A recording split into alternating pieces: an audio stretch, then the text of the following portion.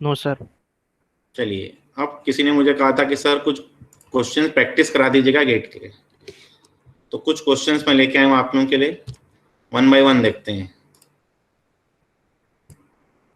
पहला क्वेश्चन देखते हैं। The relation book title comma price, मतलब दो एट्रीब्यूट है, एक टाइटल है एक प्राइस है।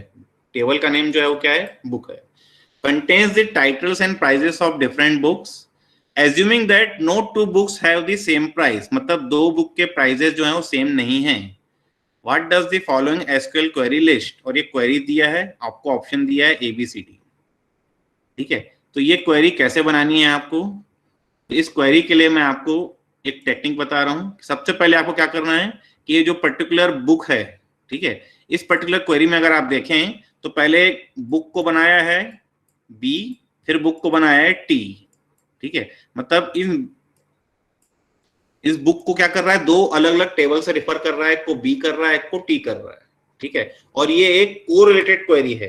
कैसे पता चला, इस B को मैं अंदर B डॉट प्राइस से क्या कर रहा हूं, मैं B डॉट प्राइस से इसको रेफर कर रहा हूं, इसका मतलब है कि ये कोरिलेटेड क्वेरी है। क्लियर है। अब देखते हैं कि ये क्वेरी में हमें प्रोसीड कैसे करना चाहिए। तो पहले मैं क्या कर रहा हूं, एक टेबल बना रहा हूं जिसका नाम है B, एक टेबल बना रहा हूं जिसका नाम है T, और दोनों आइडेंटिकल टेबल होनी चाहिए। इसमें भी क्या है, मेरे पास टाइटल है और प्राइस है। यहां पे मेरे पास क्या है, टाइटल है और प्राइस है। क्लियर है।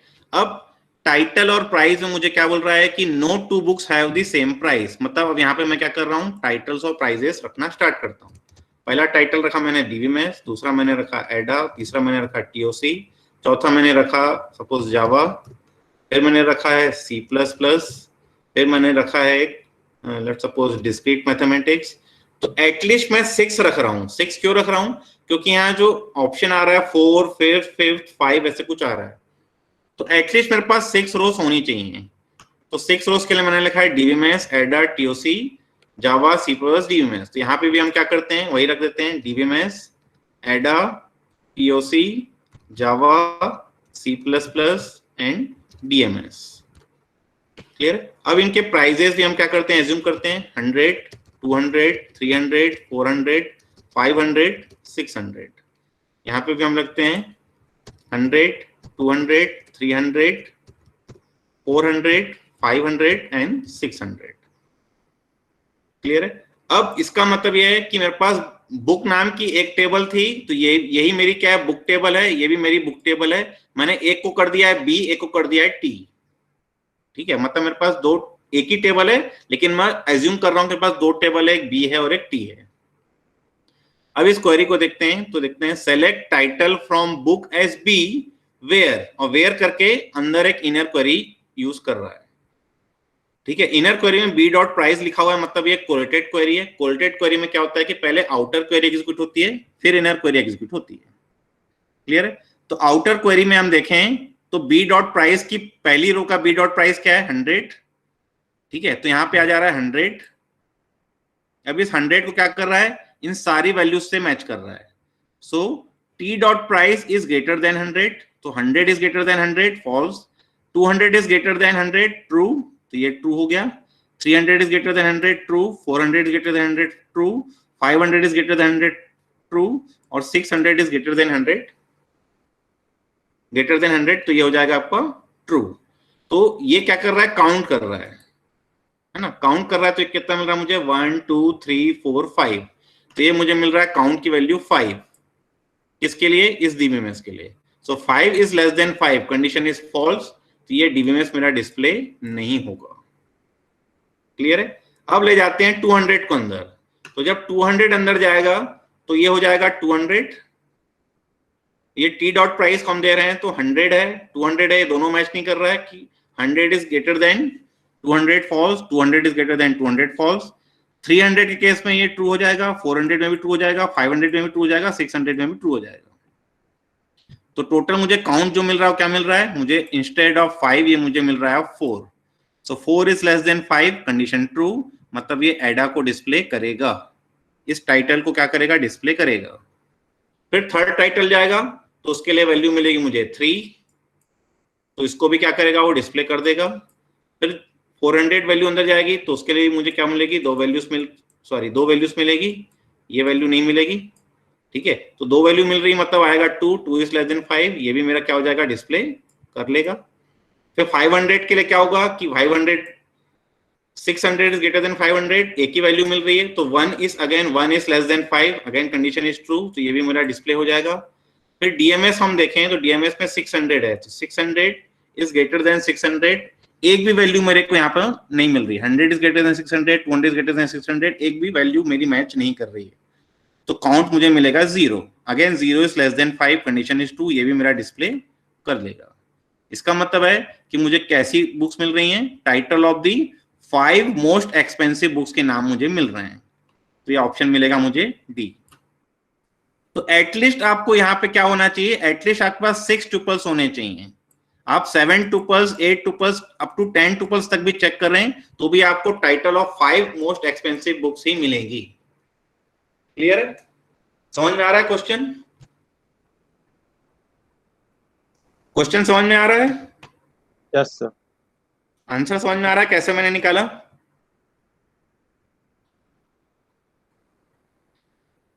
चलिए सेकंड क्वेश्चन देखते हैं। In SQL relations can contain null values and comparisons with null values are treated as unknown. ठीक है, तो ये बता रहा है कि एसक्यूएल में क्या होती है कि रिलेशन नल वैल्यू कंटेन करता है, और नल वैल्यू में जो भी कंपैरिजन हम करते हैं इस नल करके या इस नॉट नल करके हम करते हैं, तो सब नल वैल्यूज अगर रहती हैं तो उसको क्या करता है, वो नल ही रिटर्न करता है, मतलब अननोन ही रिटर्न करता है। अब ये बोल रहा है कि suppose all comparisons with a null value are treated as false, मतलब जितने भी नल वैल्यूज हैं उसमें अगर मैंने कोई भी कंपैरिजन किया वो मुझे अननोन ना मिलके क्या मिले, फॉल्स मिल रहा है। So which of the following pair is not equivalent? Options दिया है ए बी सी डी, तो चेक करते हैं। x is equal to 5, suppose x में नल है तो x इज इक्वल टू 5 मुझे मिलेगा अननोन, अननोन को मैं फॉल्स ट्रीट कर रहा हूं तो ये मुझे मिलेगा फॉल्स। और फिर दूसरा है not of x is equal to 5, तो x इज इक्वल टू 5 मुझे मिला फॉल्स, नॉट लगाऊंगा तो मिल जाएगा ट्रू, फिर से मुझे नॉट लगाऊंगा तो मुझे मिलेगा फॉल्स। तो इसका भी मुझे फॉल्स मिल रहा है, इसका भी फॉल्स मिल रहा है, दोनों इक्विवेलेंट हैं। ठीक है, दूसरा हम चेक कर रहे हैं x इज इक्वल टू 5, और दूसरा हम चेक कर रहे हैं x इज इक्वल टू 5 मुझे मिलेगा फॉल्स। दूसरा हम चेक कर रहे हैं x is greater than 4 and x is less than 6, तो ये मुझे मिलेगा false and false. So false and false is false, दोनों फॉल्स मिल रहे हैं, ये भी मुझे क्या मिल रहा है, इक्विवेलेंट मिल रहा है। तीसरा हम देखें x is not equal to 5, so this is false, क्योंकि any comparison is treated as false बोल रहा है, चाहे वो इक्वालिटी हो, चाहे नॉन इक्वालिटी हो, चाहे लेस देन हो, चाहे ग्रेटर, दोनों सबका सब फॉल्स मिल रहा है। ठीक है, तो ये मुझे मिलेगा false. x is equal to 5, ये भी मुझे मिलेगा फॉल्स। इसमें अगर मैं नॉट करूंगा तो ये मुझे मिल जाएगा ट्रू, तो ये इसका जो कंप्लीट मुझे मिल रहा है ट्रू, जबकि इसका मुझे मिल रहा है फॉल्स, तो ये मेरा इक्विवेलेंट नहीं है। तो यहाँ पे आपको नॉट इक्विवेलेंट ही पूछा है, तो ये ऑप्शन आएगा सी। क्लियर है, समझ में आ रहा है क्वेश्चन? चलिए नेक्स्ट देखते हैं। Given relations R of W of X and S of Y of Z, the result of select distinct W, X from R, S is guaranteed to be same as R provided, और option दिया है A B C D। ये कर क्या रहा है, ये कर रहा है इसके और इसके बीच में नेट क्रॉस जॉइन परफॉर्म कर रहा है। ठीक है, कार्टेशियन प्रोडक्ट परफॉर्म कर रहा है R और S में। ठीक है, और ये बोल रहा है कि इन दोनों का अगर मैं कोई कार्टेशियन प्रोडक्ट करूं, R क्रॉस S करूं, ये मुझे R के इक्विवेलेंट मिलना चाहिए। तो ये R के इक्विवेलेंट कब मिलेगा? पहली बात, R क्रॉस S के बाद ये एक पाई भी लगा रहा है, और पाई में क्या कर रहा है, ऐसे ही एट्रीब्यूट रख रहा है जो R में है, तो W और X रख रहा है, तो W और X जो है R के ही थे। ठीक है, तो ये मुझे इक्विवेलेंट कब मिलेगा, तो वो मुझे कंडीशन बतानी है। तो condition is R has no duplicates and S is non empty, मतलब S भी मेरा एम्प्टी नहीं है, R भी मेरा क्या है, डुप्लीकेट नहीं है। अगर R में डुप्लीकेट्स होते तो इसका क्रॉस जॉइन परफॉर्म करने के बाद अगर मैं प्रोजेक्शन लगा रहा हूं तो ये डुप्लीकेट्स को हटा देता। तो ये पहले ही बोल रहा है कि R में मेरे पास कोई डुप्लीकेट्स नहीं होने चाहिए और S मेरा एम्प्टी नहीं होना चाहिए। तो ये ऑप्शन ए मेरा करेक्ट है। दूसरा हम देखते हैं R and S has no duplicates. अब दोनों में अगर कोई डुप्लीकेट नहीं है, ठीक है, दोनों में कोई डुप्लीकेट नहीं है, तो ये आर के इक्विवेलेंट होना चाहिए, ठीक है। तो उस केस में क्या होगा कि एस में कोई कोई वैल्यू होनी चाहिए मेरे पास। अगर एस में एक भी वैल्यू नहीं है, मतलब एस में मेरे पास 0 रोस हैं, आर में सपोज मेरे पास 100 रोस हैं, तो दोनों का अगर मैं क्रॉस जॉइन परफॉर्म करूंगा तो ये मुझे आंसर 0 मिलेगा, एक भी रो नहीं मिलेगी। तो ये भी गलत हो गया, ये भी गलत हो गया। S S no duplicate, R is non empty, ये भी मेरा गलत हो गया, ये भी मेरा गलत हो गया, ठीक है। दोनों में सेम नंबर ऑफ टुपल्स होंगे तो ही आएगा, ये भी नहीं होगा। ऑप्शन जो आएगा आपका वो आएगा ए। चलिए नेक्स्ट क्वेश्चन देखते हैं, ये भी एकदम इजी क्वेश्चन है। क्वेश्चन क्या बोलता है कि दो टेबल दिया है, एक दिया है employee with name salary department, दूसरा दे रहा है department with department number department name address, और पूछता है कि which of the following queries can not be access using the basic relation algebra operators, that is sigma, pi, cross product, natural join, union, intersection and set difference. इनमें से कौन सा मैं इन particular operation से नहीं निकाल सकता?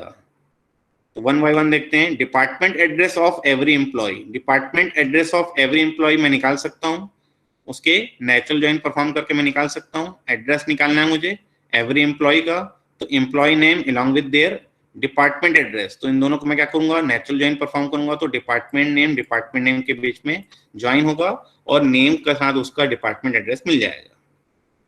सेकंड देखते हैं employees whose name is the same as their department name, तो वो भी निकाल सकता हूं मैं, एम्प्लॉय नेम और डिपार्टमेंट नेम सेम होना चाहिए, तो मैं दोनों के बीच में ज्वाइन करूंगा on the basis of department number और चेक करूंगा कि department name is equal to उसका एम्प्लॉय नेम होना चाहिए, वो भी मुझे क्या हो जाएगा, मिल जाएगा। तीसरा the sum of all employee salaries, मतलब इन सैलरी का मुझे क्या करना है, सम निकालना है, तो सम निकालने के लिए मुझे कैलीग्राफिक जी ही लगाना पड़ेगा, calligraphic G of sum of salary ही लिखना पड़ेगा, बिना उसके मैं नहीं निकाल सकता, ठीक है। मतलब मैं सिंपल बेसिक ऑपरेटर से मैं नहीं निकाल सकता, तो ये मैं नहीं कर सकता। तीसरा आखिरी है all employees of A given department, तो एक पर्टिकुलर डिपार्टमेंट का मैं क्या करूंगा, सारे एम्प्लॉयज को निकालना चाहता हूं, तो ये भी मैं सिंपल एक ज्वाइन लगा के मैं निकाल सकता हूं। ज्वाइन करके मैं department name is equal to something या department number is equal to something करके मैं निकाल सकता हूं, ठीक है, कि एक डिपार्टमेंट का मुझे निकालना है। तो पहले मैं ज्वाइन करूंगा, ज्वाइन करने के बाद मैं वेयर क्लॉज करके department name is equal to कोई एक पर्टिकुलर डिपार्टमेंट नेम मैं डाल दूंगा, तो उसके सारे एम्प्लॉयज मुझे मिल जाएंगे। तो ये भी मैं क्या कर सकता हूँ, ज्वाइन करके निकाल सकता हूँ। So option is sum of all salaries, sum of all employees salaries. इसको मैं बेसिक ऑपरेटर से नहीं निकाल सकता, इसको मैं इस कैलीग्राफिक जी से ही निकाल सकता हूं, इनसे मैं नहीं निकाल सकता। चलिए नेक्स्ट क्वेश्चन देखते हैं। Consider a set of relations shown below and the SQL query that follows. अब इसमें ये तीन पर्टिकुलर टेबल दिया है, स्टूडेंट्स, कोर्सेज एंड ग्रेड्स, उनके पर्टिकुलर आपको यहाँ पर वो भी दे दिया है, क्या बोलते हैं अपना, यहाँ पे अंडरस्कोर आना चाहिए क्योंकि कोर्स अंडरस्कोर नंबर, यहाँ भी कोर्स अंडरस्कोर नंबर है। तो एट्रीब्यूट्स भी आप लोगों को क्या दिया है, दे दिया है, ठीक है। तो एट्रीब्यूट्स भी दे दिया है और एक क्वेरी दिया है। क्वेरी में बोलता है कि क्वेरी क्या कंप्यूट कर रही है, ठीक है। तो ऑप्शंस देखते हैं और पहले क्वेरी देखते हैं। तो क्वेरी बोलता है कि select distinct name from students comma courses comma grades, मतलब तीनों के बीच में क्या किया है, क्रॉस जॉइन परफॉर्म किया है। और फिर बोल रहा है students dot roll number equals to grades dot roll number, मतलब स्टूडेंट का जो रोल नंबर है, ग्रेड्स का जो रोल नंबर है, दोनों क्या होना चाहिए, सेम होना चाहिए। Courses dot course number, grades dot course number, तो कोर्सेज का जो कोर्स नंबर है, ग्रेड्स का जो कोर्स नंबर है वो सेम होना चाहिए। और उसके बाद दो एक्स्ट्रा कंडीशन दी है कि कोर्सेज डॉट इंस्ट्रक्टर कोर्स होना चाहिए, मतलब इंस्ट्रक्टर का जो नेम है वो क्या होना चाहिए, कोर्स होना चाहिए, ठीक है। And grades dot grade is equal to A, इस ग्रेड में क्या होना चाहिए, ए ग्रेड होना चाहिए। क्लियर है? तो अब देखते हैं कौन सा ऑप्शन सेलेक्ट हो रहा है इसमें। पहला ऑप्शन देखते हैं, name of students who have got an A grade in all courses taught by course. तो ये पहला ऑप्शन गलत है क्योंकि यहाँ पे बोल रहा है ऑल कोर्सेज, सारे कोर्सेज जिसमें उसको ए ग्रेड मिला है वो ऐसा आपको निकाल के देना है, तो ये ऐसा नहीं है। ये किसी भी एक कोर्स में या any course is taught by course है, ठीक है। एक भी अगर कोर्स में अगर वो पढ़ा रहा है तो वो आपको मिल रहा है, ठीक है। एक भी कोर्स मतलब ये थर्ड ऑप्शन आपका जो है अब सही मिल रहा है, ठीक है। यहाँ पे एटलीस्ट वन कोर्स लिखा है, एटलीस्ट की जगह अगर यहाँ पर एनी भी लिखा होता तो भी एक जो होता वो क्या होता, सही होता, ठीक है। सेकंड ऑप्शन क्यों गलत है, क्योंकि उसमें कोर्स का तो नामो निशानी नहीं है, जबकि यहाँ पर एडिशनल यहाँ पर कंडीशन दिया है कि कोर्स का इंस्ट्रक्टर कोर्स ही होना चाहिए, तो सेकंड ऑप्शन तो वैसे ही गलत हो गया है। क्लियर है? So option is C. Next question देखते हैं। फिर से दिया है आपको एक टेबल दिया है कि employee with name, sex, salary and department name, और क्वेरी दिया है, और क्वेरी क्या निकाल रहा है वो बता रहा है आपको। तो क्वेरी है select department name from employee where sex is equal to M, group by department name, having average salary is greater than, select average salary from employee. ये एक सब क्वेरी यूज कर रहा है हैविंग क्लॉज में, ठीक है। Collated query नहीं है, ये एक सब क्वेरी है। तो ऑप्शंस देखते हैं। The average salary is more than the average salary in the company, तो ये एवरेज सैलरी कंपनी की निकाल रहा है, ठीक है। उसकी सैलरी से एवरेज सैलरी उसकी ग्रेटर होनी चाहिए, किसकी? मेल एम्प्लॉइज की, तो पहला तो गलत हो गया। दूसरा देखते हैं, the average salary of male employees is more than the average salary of all male employees, तो अंदर मैंने यहाँ where sex is equal to male तो किया नहीं, दूसरा भी गलत हो गया। तीसरा, the average salary of male employees more than the average salary of employees in the same department, same department के लिए इस एम्प्लॉय का जो डिपार्टमेंट नंबर है उसको अंदर लाता, और इस डिपार्टमेंट इस एम्प्लॉय के डिपार्टमेंट नंबर से अगर मैं मैच करता तो ये ऑप्शन सही होता। अभी ये ऑप्शन ये भी गलत हो गया है, मतलब सी करने के लिए मुझे सब क्वेरी को कोलेटेड क्वेरी में कन्वर्ट करना पड़ता, ठीक है। तो अब ये कोलेटेड क्वेरी तो नहीं है, ये एक सब क्वेरी है।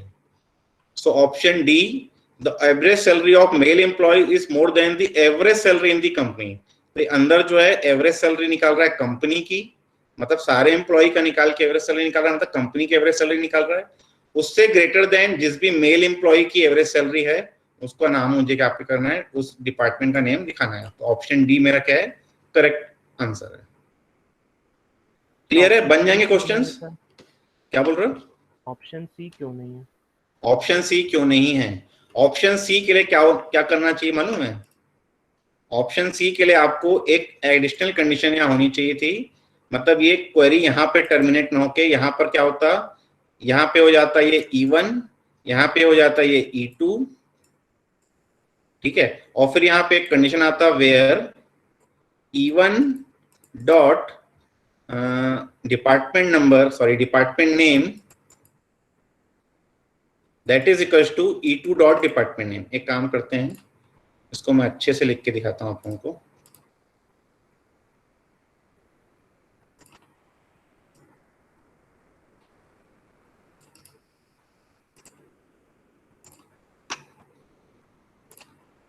ठीक है, यहां पर जो है इंस्टेड ऑफ दिस हम क्या लिखेंगे, यहां पर हम लिखेंगे where E1 dot DPT name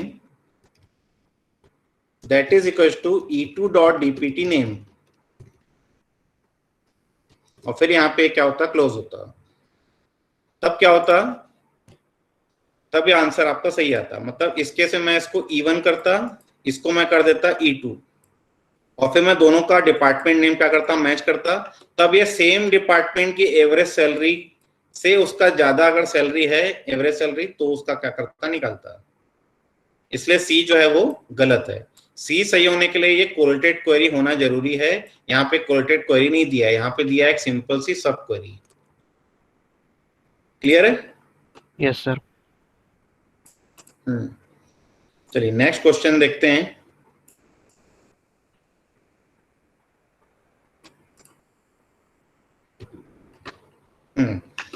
अब यहाँ पे क्वेश्चन बोल रहा है कि consider the following relation schema pertaining to student database, और दो पर्टिकुलर टेबल दिया है स्टूडेंट डेटाबेस में। एक स्टूडेंट्स दिया है जिसमें रोल नंबर, नेम, एड्रेस दिया है, एक दिया है इनरोल जिसमें दिया रोल नंबर, कोर्स नेम, और फिर बोल रहा है where the primary keys are shown underline, तो इसकी जो प्राइमरी की है वो है रोल नंबर, इसकी जो प्राइमरी की है रोल नंबर और कोर्स नंबर का कॉम्बिनेशन है, ठीक है। और अब आपको बोल रहा है कि the number of tuples in the students and enroll tables are 120 and 8 respectively. मतलब इसमें जो नंबर ऑफ रोज हैं वो क्या है, 120 रोज हैं, और इसमें जो है वो क्या है, 8 नंबर ऑफ रोज हैं। अब बोलता है what are the maximum and minimum, ठीक है, maximum and minimum number of tuples that can be present in student star enroll where star denotes natural join. मतलब इन दोनों के बीच में नेचुरल ज्वाइन ऑपरेशन परफॉर्म करते हैं अगर हम, तो उसकी मैक्सिमम कितनी रोज मिलेंगी और मिनिमम कितनी रोज मिलेगी। और ऑप्शन दिया आपको 88, 128, 968, 960, 120। ठीक है, अब इस क्वेश्चन को देखते हैं कैसे प्रोसीड करना है आपको। अगर मेरे पास ये जो रोल नंबर और यहाँ पे रोल नंबर कोर्स नंबर में जो एट्रीब्यूट दिए हैं, इनमें एक भी एट्रीब्यूट कॉमन नहीं होता। ठीक है, मतलब मेरे पास 2 टेबल है, एक स्टूडेंट टेबल है, एक इनरोल टेबल है, दोनों में एक पर्टिकुलर एट्रीब्यूट जो है वो कॉमन है, वो है रोल नंबर। तो अगर मैं नेचुरल ज्वाइन परफॉर्म करूंगा तो इस रोल नंबर के बेसिस पे ही करेगा। ठीक है, तो इन दोनों रोल नंबर की वैल्यूज को क्या करेगा, मैच करेगा। ठीक है, अगर यहाँ पे एक भी एट्रीब्यूट कॉमन नहीं होता तो मैक्सिमम नंबर ऑफ ट्यूपल्स क्या होती, उस केस में मैक्सिमम नंबर ऑफ ट्यूपल्स होती 120 क्रॉस 8, ये हो जाता 960। ठीक है, कब होता, जब एक भी एट्रीब्यूट कॉमन नहीं होता। तो अभी देख रहे हैं तो एक एट्रीब्यूट कॉमन है, इसका मतलब है कि ऑप्शन सी और ऑप्शन डी दोनों मेरा जो है वो नहीं आएगा। क्लियर हो गया, क्लियर है यहां तक। अब हम देखते हैं कि बाकी ऑप्शंस में देखते हैं। तो रोल नंबर में मेरे पास 120 डिस्टिंक्ट रोल नंबर्स हैं, मतलब 1 2 3 4 अप टू 120 तक के मेरे पास, सपोज कर रहा हूं कि मेरे पास रोल नंबर्स हैं। किसमें, स्टूडेंट टेबल में। इनरोल टेबल में हम देखते हैं कि यहाँ पे जो रोल नंबर्स हैं ये हो सकते हैं कि 1 2 अप टू 8 तक हो सकते हैं, या तो 1 1 1 1 8 टाइम्स हो सकते हैं। ये 2 पॉसिबिलिटी है मेरे पास। ये 2 पॉसिबिलिटी तब होगी जब ये रोल नंबर मेरा फॉरेन की होगा और इस पर्टिकुलर रोल नंबर को क्या करेगा, रेफर करेगा। मतलब इसमें जो रोल नंबर्स हैं वही रोल नंबर्स मेरे यहाँ आएंगे। अब वो डिस्टिंक्ट भी हो सकते हैं, वो रिपीट भी कर सकते हैं।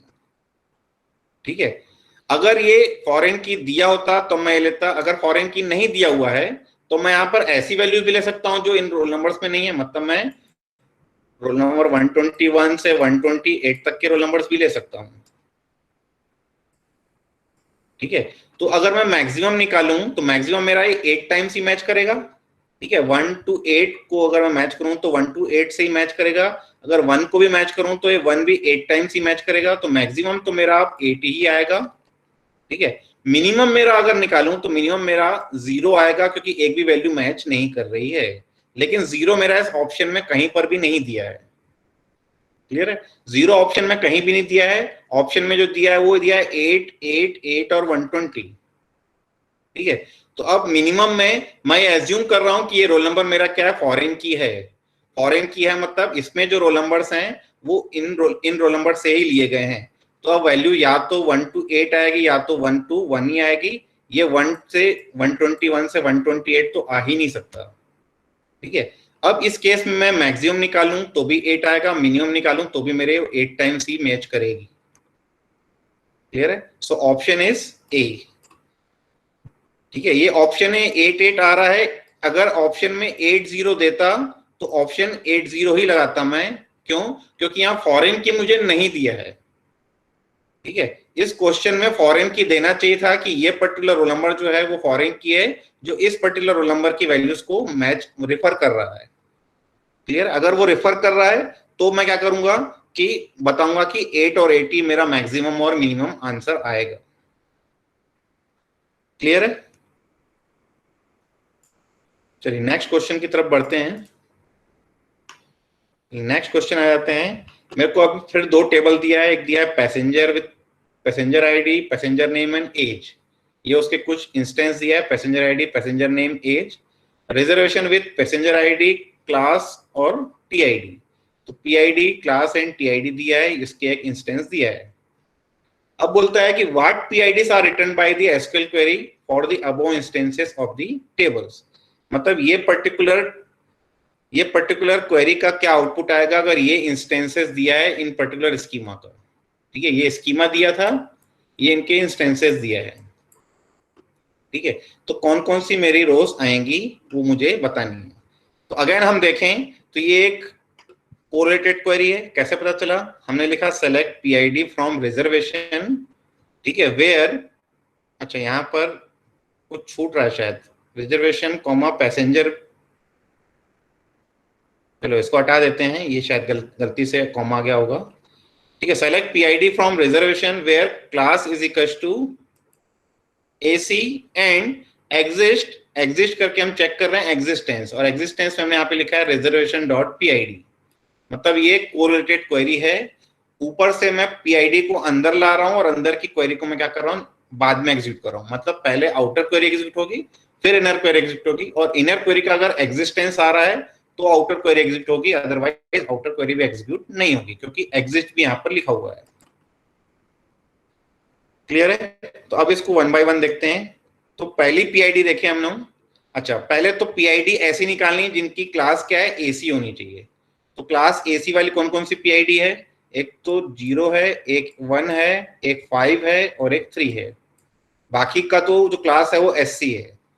ठीक है, तो एससी वाले को इग्नोर कर दिया हमने यहां पर। अब इसमें से पहली पीआईडी को मैं अंदर ले जा रहा हूं, तो पहली पीआईडी अंदर गई तो पीआईडी क्या है, 0 है। ठीक है, मतलब रिजर्वेशन डॉट पीआईडी हो गई 0। अब पैसेंजर डॉट पीआईडी मैं यहां से ले रहा हूं 0, 1, 2 एंड 3। ठीक है, अब इनमें से भी एक कंडीशन डाल दिया कि एज की वैल्यू क्या होनी चाहिए, 65 से ग्रेटर होनी चाहिए। तो 65 से ग्रेटर में मुझे मिल रहा है 1, 2 एंड 3। 0 भी मुझे अब नहीं मिल रहा है। ठीक है, अब यहां पर जो वैल्यूज हैं वो है 1, 2 एंड 3, और यहां से पहली वैल्यू जो लाया हूं वो है मेरी 0। तो 0 में से एक भी मैच नहीं कर रहा है, एक भी मैच नहीं कर रहा है, तो इसका एग्जिस्टेंस नहीं आएगा। इसका एग्जिस्टेंस नल आएगा, नल आएगा तो ये एग्जीक्यूट नहीं करेगा, मतलब इस 0 को क्या करेगा, डिस्प्ले नहीं करेगा। अब सेकंड पीआईडी अंदर गई तो यहां पर इंस्टेड ऑफ 0 ये क्या हो गया, 1 हो गया। अंदर में मेरे पास 1, 2 और 3 थे, तो 1, 2, 3 में से 1 एक बार मैच कर गया। एक बार मैच कर गया मतलब इसका एग्जिस्टेंस आ रहा है, इसका एग्जिस्टेंस आ रहा है मतलब इस 1 को मुझे डिस्प्ले करना है। क्लियर है? फिर थर्ड पीआईडी ले जा रहा हूं अंदर में 5, तो ये 1 की जगह हो गया मेरा 5। ठीक है, 5 के बाद इसको अंदर से चेक कर रहा हूं तो अंदर मुझे पीआईडीज मिल रही है 1, 2 एंड 3।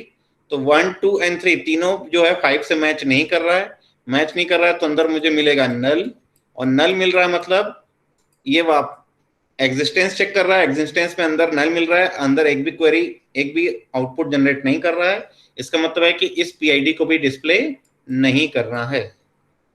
फिर अंदर ले जा रहे हैं हम 3 को। ठीक है, तो ये 5 की जगह हो गया अब 3 इस 3 से मैच करेगा 1 टाइम। ठीक है, तो एक भी मैच कर रहा है मतलब एक भी रो आ रही है, मतलब इस पीआईडी को मुझे डिस्प्ले करना है। So option is 1 and 3, 1 and 3 जो आ रहा है वो ऑप्शन आ रहा है सी। क्लियर है? तो ये कोरिलेटेड क्वेरी कैसे प्रोसीड करनी है आपको समझ में आ रही है?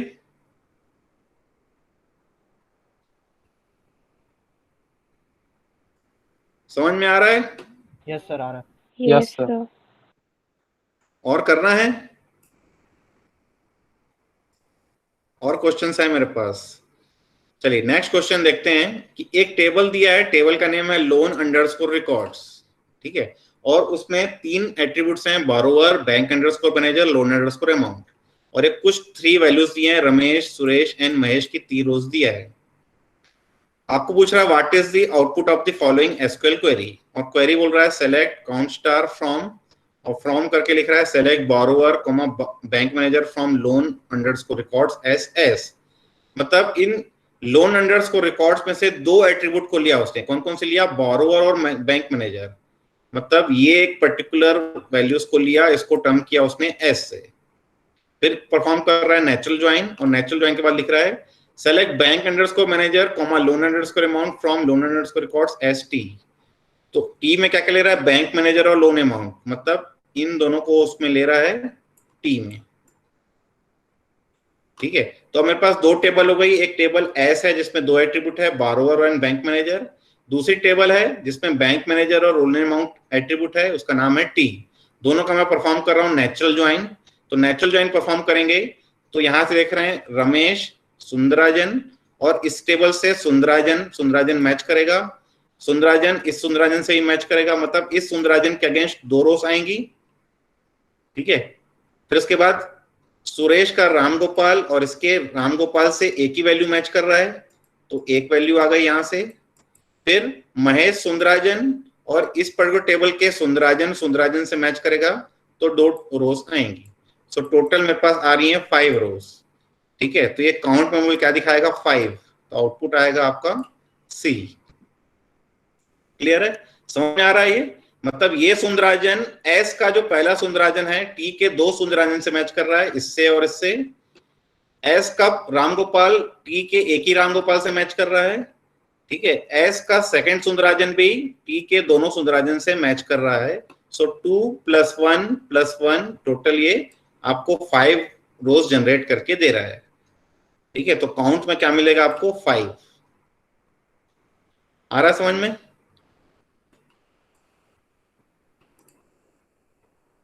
चलिए यहीं तक मैंने कुछ क्वेश्चंस दिए थे,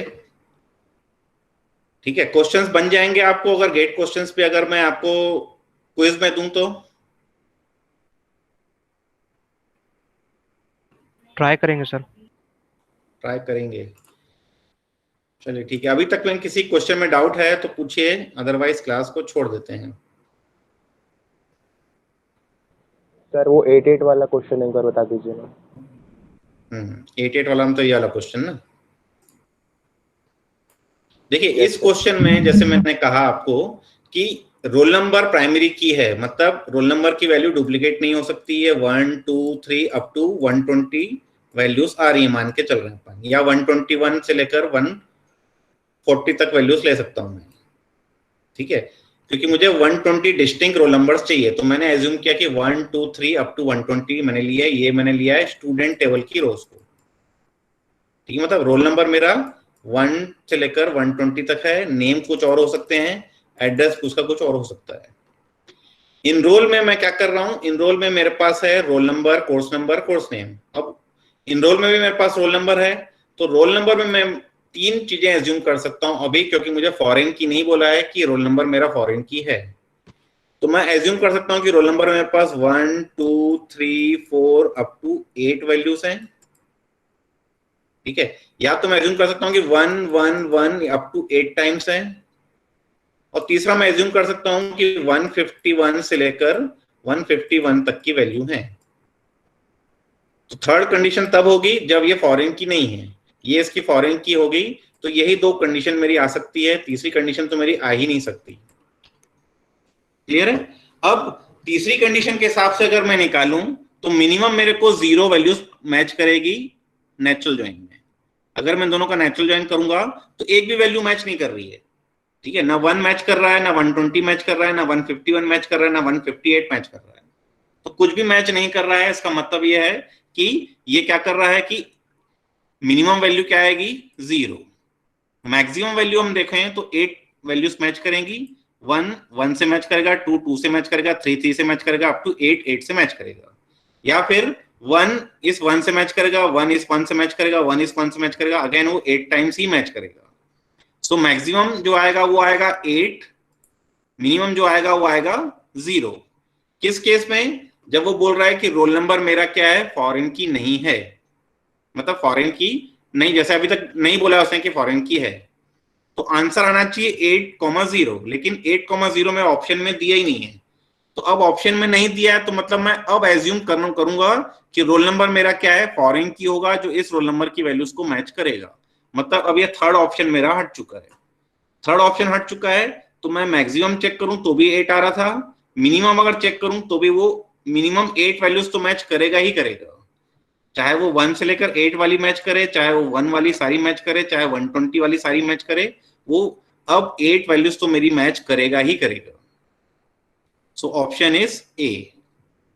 अब 960 किस केस में आता? तो 960 उस केस में आता जब यहां पर एक भी एट्रीब्यूट कॉमन नहीं होता, यहां पर रोल नंबर होता और यहां पर RN होता, और तब मैं नेचुरल ज्वाइन करता, तो result of natural join is same as result of is cross join. और क्रॉस ज्वाइन में क्या होगा कि ये दोनों की वैल्यूज को मैं मल्टीप्लाई कर देता, तो मैक्सिमम वैल्यूज आ जाती मेरे पास 960। तो तब मेरे पास सी और डी ऑप्शन में देखने लायक ऑप्शन रहता। लेकिन अभी मैं सी और डी को इसलिए नहीं देख रहा हूं क्योंकि एक कॉमन एट्रीब्यूट मुझे मिल रहा है। कॉमन एट्रीब्यूट मिल रहा है मतलब उनके बीच में मैचिंग होगी। अगर मैचिंग होगी तो मिनिमम कुछ आएगा, मैक्सिमम कुछ आएगा। तो अभी मिनिमम मैक्सिमम सेम आ रहा है, क्यों? क्योंकि वो मैं एज्यूम कर रहा हूं कि ये फॉरेन की है। अगर फॉरेन की नहीं होगा तो मिनिमम मेरा क्या आएगा? 0 आएगा, क्योंकि एक भी वैल्यू मैच नहीं कर सकता है उस केस में। क्लियर है? Yes sir. डाउट क्लियर हुआ? क्वेश्चन मिल जाएंगे, अगर मिलेंगे ऐसे तो बन जाएंगे ना।